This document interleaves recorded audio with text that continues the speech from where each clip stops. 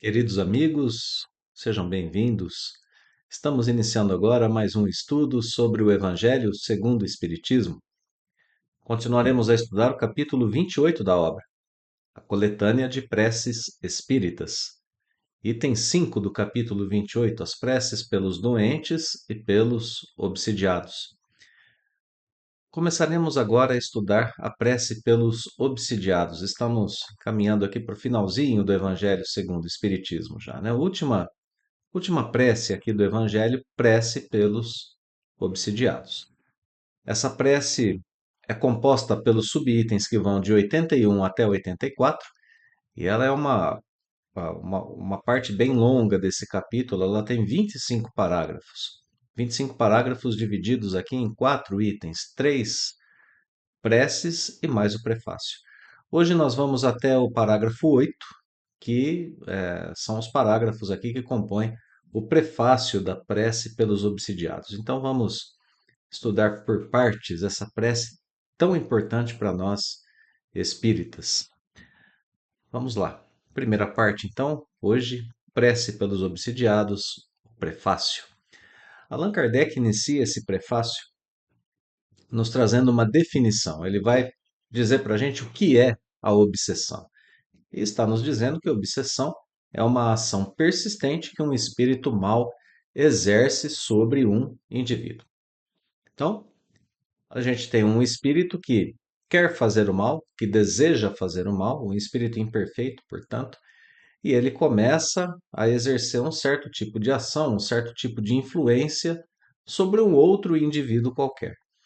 Então, é isso que caracteriza a obsessão. Essa ação persistente, esse espírito não desiste de exercer a sua ação sobre o outro indivíduo com o intuito de lhe fazer o mal.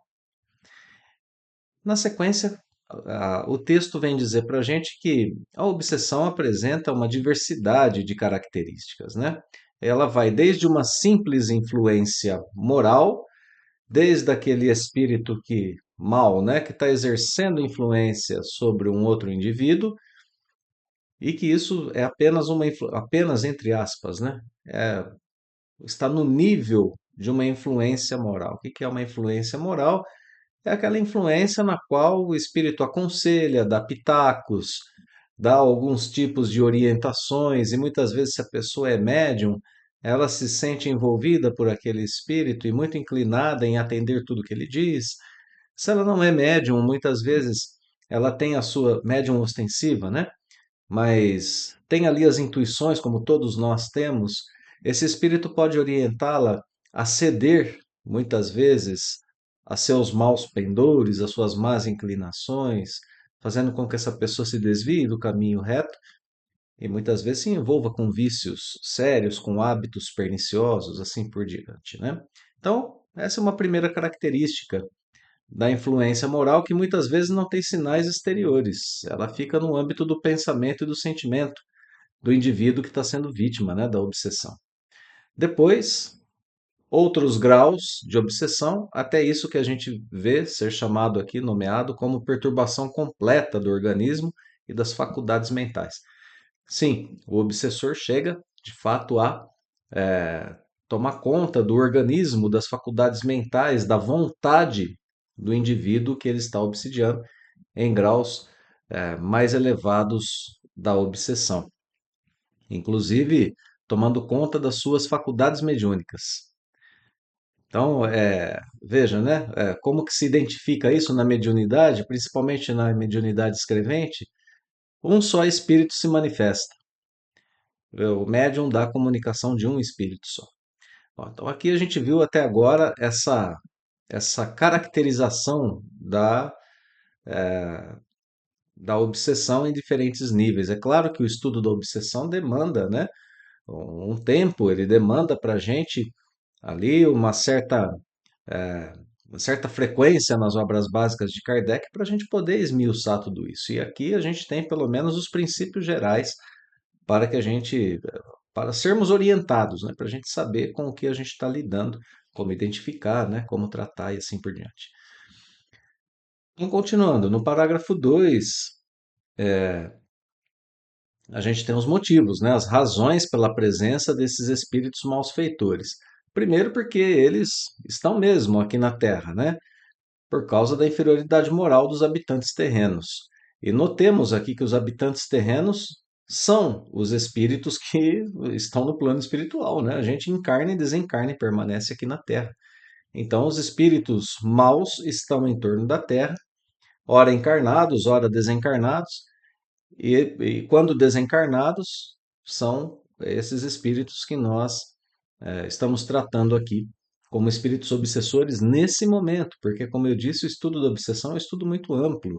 Existem obsessores encarnados, mas essa é uma outra história, né? Esse é um assunto para um outro momento, para um outro estudo. Basta a gente saber que existem obsessores porque é da natureza do nosso planeta que espíritos maus estejam aqui. Continua o segundo parágrafo dizendo que a ação malfazeja que esses espíritos desenvolvem faz parte dos flagelos com os quais a gente tem que viver aqui no mundo de provas e expiações. Obsessão, enfermidades, dificuldades da vida material, tudo isso deve ser considerado como prova ou expiação e aceito dessa forma, né? Então, é natural que para espíritos do nosso grau evolutivo, habitando aqui no planeta Terra, nós tenhamos que conviver com essa situação de estarmos lado a lado com esses espíritos que querem, que desejam fazer o mal. Então, que explicação, né? Por que que acontece a obsessão? No parágrafo 3, se a gente no parágrafo 2 teve o porquê, no parágrafo 3, o como acontecem as obsessões. Olha aqui, ó. E aqui uma comparação interessante com as doenças. A gente estudou agora há pouco a prece pelos doentes. Aqui a comparação que Kardec escolhe é justamente essa comparação com os doentes. Então vamos lá, do mesmo modo que as doenças resultam das imperfeições físicas, olha aqui, né, no texto, que tornam o corpo acessível às influências perniciosas exteriores. Exemplos disso? Nós temos um corpo que não está preparado para todo ano enfrentar o vírus da gripe. As imperfeições corpóreas fazem com que estejamos sujeitos a esse vírus da gripe. Ainda bem que temos vacina, né? Então a gente se vacina todos os anos e a possibilidade de ficarmos gripados a- com uma gripe mais aguda, a possibilidade é muito pequena.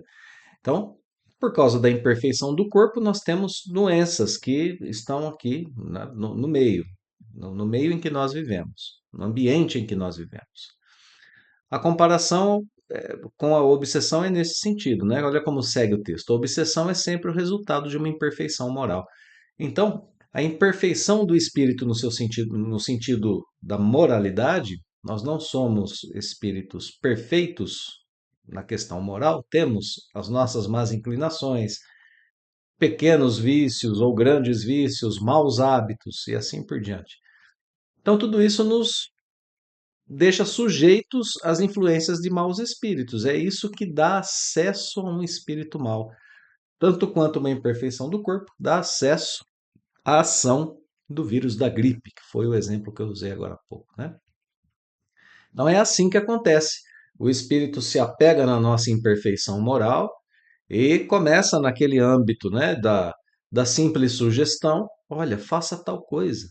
Aquela sugestão vem em nosso pensamento, a gente começa a sentir vontade de fazer, e se a gente cede, a gente está dando abertura para que esse espírito, cada vez mais, nos faça esse tipo de sugestão. E aí os graus, né, a obsessão vai crescendo e ficando cada vez mais séria.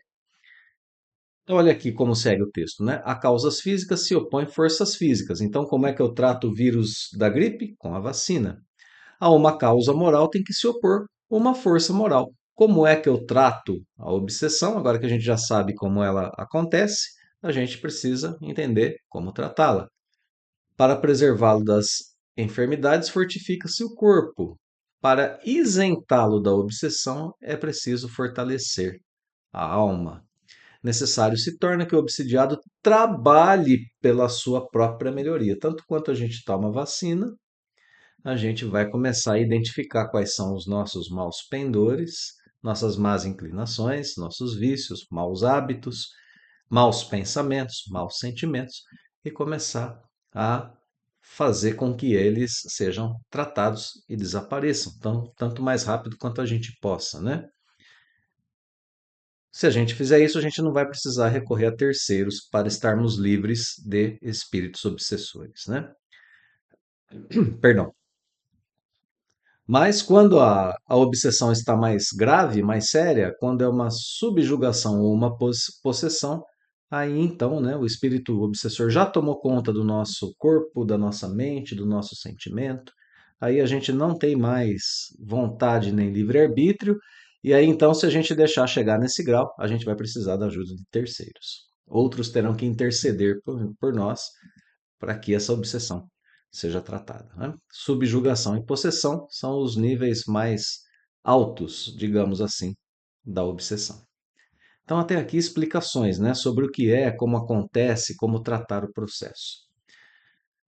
Qual é o motivo das obsessões? Vingança. Aqui no parágrafo 4, muito simples, né? Na maioria das vezes, quase sempre por vingança, é que um espírito mau se aproxima de alguém e começa a ali é, trazer sugestões, influenciar a pessoa para que ela haja de forma equivocada e então para que ela sinta as consequências do mal que ela está fazendo a si mesma.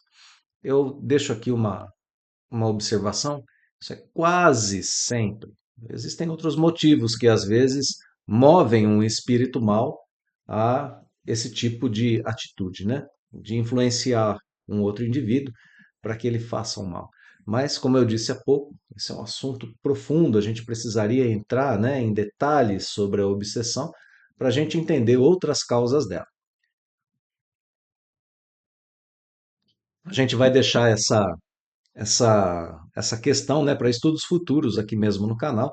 Em breve a gente começa o estudo sobre o livro dos médiuns e a gente vai ter oportunidade de estudar a obsessão lá dentro do livro dos médiuns com um pouco mais de detalhe e aí a gente aprofunda melhor. Para esse momento da prece, basta que a gente saiba isso. Basta que a gente saiba que, na maior parte do tempo, são vinganças.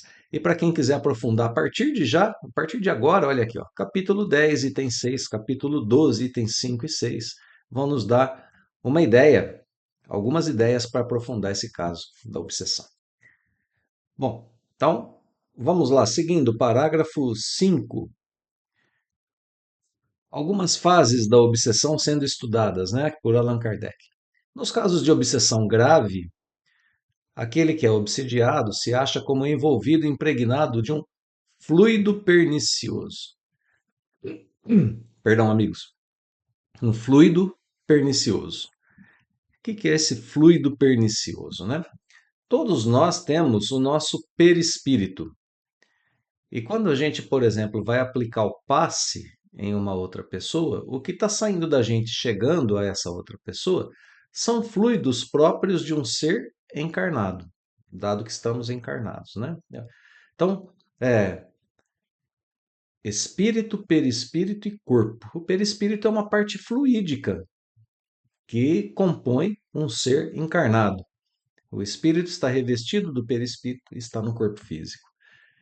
Isso, eu estou dando esse exemplo só para a gente entender um pouquinho o que pode ser um fluido. Então, ele é algo que envolve o espírito antes dele ser envolvido pelo corpo. E é algo que está presente em toda a criação, não apenas no corpo de uma pessoa, né? Os fluidos são compõem todas as coisas. Então, para a gente ter uma ideia, a nossa matéria densa é considerada como sendo, pelo Espiritismo, como sendo modificação do fluido universal. Então ele se condensa, entre aspas, né, a gente vai usar essa palavra, condensa, e se transforma na matéria pesada, na matéria densa.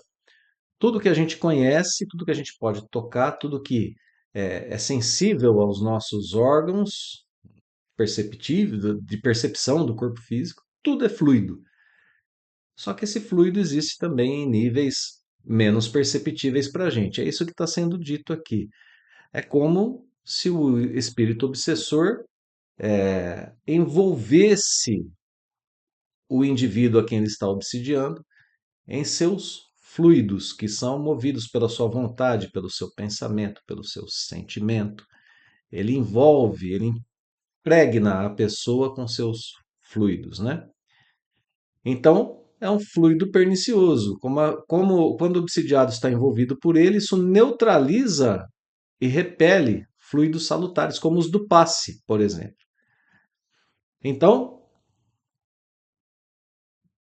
de modo pensando de modo mais material, o que a gente tem que fazer é livrar o encarnado, quando ele está, né, num caso grave de obsessão, desses fluidos. Essa é a primeira coisa que se faz. Então, como que se faz isso? Um fluido mal não pode ser eliminado por outro fluido mal. Então, precisa de uma ação de um médium curador, nos casos de enfermidade, né?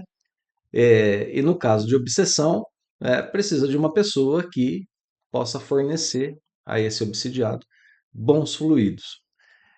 É uma ação mecânica, mas que sozinha não basta. Olha só, né? Não é só isso, essa é a primeira etapa. É preciso também atuar sobre o ser inteligente. Então, é preciso ter bom fluido, é preciso ter superioridade moral para conversar com o espírito que está ali é, obsidiando. Né? Então, fazer orações por ele, conversar com ele, pedir para que ele deixe essa, essa sua atitude. Então vejam, né? Não é qualquer pessoa, não é qualquer terceiro que tenha uma influência ali que seja uma influência realmente efetiva. É preciso que a pessoa conheça o que ela está, saiba o que está fazendo, uma pessoa que cuide do seu âmbito intelecto-moral, uma pessoa que esteja equilibrada em seus fluidos, que ela possa ceder bons fluidos e que ela possa também ter autoridade moral sobre um espírito que está ali obsidiando. Só isso. Vejam, né, como que é complicado uma obsessão, né? Não, isso não é tudo. Né? Para garantir a libertação do espírito, cumpre induzir o espírito perverso a renunciar aos seus maus desígnios. Então, tem mais essa ainda, né? Você conversa com a pessoa, com o obsidiado, conversa com o obsessor e cede bons fluidos nos casos de obsessão mais grave, né?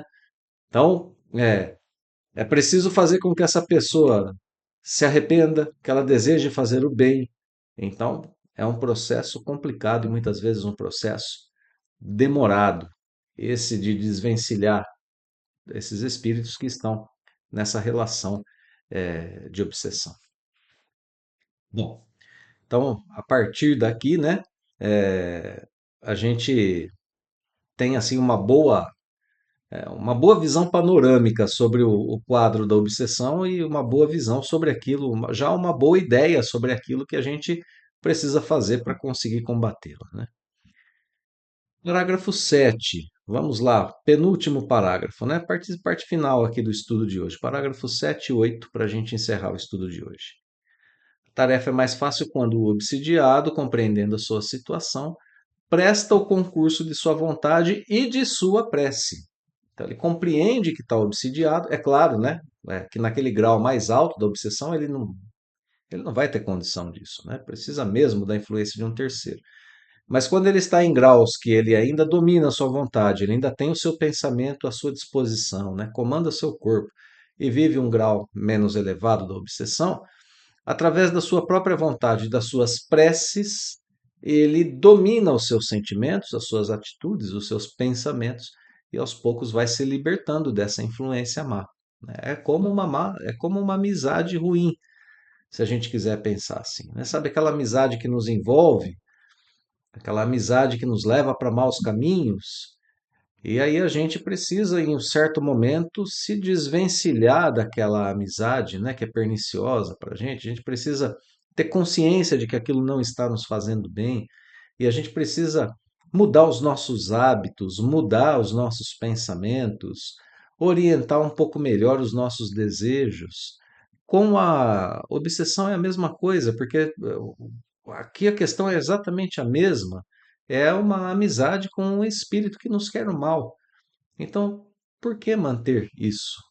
É o momento de se fazer uma autoanálise e começar essa mudança o mais breve possível. Então, é mais fácil quando o obsidiado age também, né? Segue o texto. O mesmo não se dá quando seduzido pelo espírito embusteiro, ele se ilude no tocante às qualidades daquele que o domina e se compraz no erro, olha só. Tem gente que é assim. Tem gente que está errando e que gosta de fazer aquilo que está fazendo. E aí, como é que um terceiro vai ter ação sobre aquilo? É muito difícil uma terceira pessoa chegar para dizer: olha, pare com isso. Isso não está sendo bom para você. Muitas vezes essa pessoa só vai ter essa consciência de que não está sendo bom para ela quando ela começar a sofrer consequências, né? E muitas vezes a dor é que vai despertá-la. Então, sim, existem pessoas que são obsidiadas e se comprazem com aquilo que está acontecendo, e então a influência do obsessor vai ficando cada vez mais forte. Se compraz no erro em que este último o lança, visto que, então, longe de secundar, repele toda assistência. Então a pessoa não quer ajuda, né? Ela está gostando daquela situação, ela não vai querer ajuda. É o caso da fascinação, infinitamente mais rebelde do que a mais violenta subjugação. E aí, né, a indicação do livro dos médiuns para entender melhor essa questão do que é a fascinação e do que é a subjugação. Tá? São duas fases diferentes desse processo de obsessão. A fascinação é justamente esse processo em que um espírito está dizendo para a pessoa fazer alguma coisa, ela está fazendo e aquilo não é uma boa coisa, e a pessoa, né, só dá ouvidos àquele espírito. É a fascinação, né? Ela acha que só aquele espírito está correto, principalmente se for médium, né? É médium ostensivo. Só aquele espírito está correto, ninguém mais está, só ele. Ela segue aquele espírito cegamente. Isso é fascinação. Já a subjugação é é, naquele momento, né, naquele nível em que o espírito realmente tomou conta do pensamento já, das faculdades da pessoa, né? E aí é muito mais sério, né? Bom, para encerrar o estudo de hoje, último parágrafo. Em todos os casos de obsessão, a prece é o mais poderoso auxiliar de quem haja de atuar sobre o espírito obsessor. E notem, né? Vou repetir a frase. A prece é o mais poderoso auxiliar de quem haja de atuar sobre o espírito obsessor. Então, a prece é para ser feita pelo obsidiado, por esse terceiro que quer intervir. Né? Então, veja, por isso que Kardec vai dividir aqui o restante do item em mais três preces, né? São preces diferentes para serem ditas por pessoas diferentes aqui nos casos de obsessão. Então, a prece é o mais poderoso auxiliar para quem quer modificar o quadro de uma obsessão instaurada, né? De uma obsessão que está presente, seja o próprio obsidiado, seja um terceiro ali atuando em favor da, em favor do desvencilhar desses dois espíritos que estão agindo juntos no mal, um influenciando, o outro sendo influenciado. O que fica disso tudo para a gente, né, para nós espíritas, nós que estamos no nosso dia a dia, e eu sei que a palavra obsessão causa calafrios em muita gente, é um grande temor, né, de ser obsidiado. A gente está percebendo aqui que a principal informação desse prefácio de Kardec é a seguinte: se estivermos de fato atentos aos nossos maus pendores, às nossas imperfeições, às nossas más inclinações, com vontade mesmo de tratá-las no decorrer do tempo que a gente tem aqui na vida, veja que basta-nos o esforço diário, né? Quando um obsessor percebe que temos o esforço nesse combate, já fica muito mais difícil a sua ação junto da gente. Porque ele pode até nos dar o conselho ruim, mas dessa fase dele dar o conselho ruim, a fase seguinte, que é começarmos a ouvir e a seguir os seus conselhos, há uma distância grande quando a gente trata do nosso íntimo, quando a gente trata de nós mesmos na prece, no alto amor, na comunhão com Deus, com o Evangelho do Cristo, na caridade para com o próximo em nossas atitudes. Então é esse o caminho que a gente tem que seguir para estarmos assim prevenidos em relação às obsessões e para estarmos atentos quando elas ocorrerem próximas de nós, principalmente com as pessoas a quem nós amamos, né? Para a gente poder conhecer e saber dos recursos. O principal deles, a prece. Estamos aprendendo, né? Vamos fazer as nossas preces para que a gente possa auxiliar nesses casos de obsessão. Então, meus amigos, a partir do próximo encontro, nós começamos a estudar a prece efetivamente pelos obsidiados e essa para ser dita pela pessoa que está sendo obsidiada. É o nosso próximo estudo. Um abraço fraterno, muito obrigado pela companhia em mais esse estudo. Nos vemos em breve, até logo mais.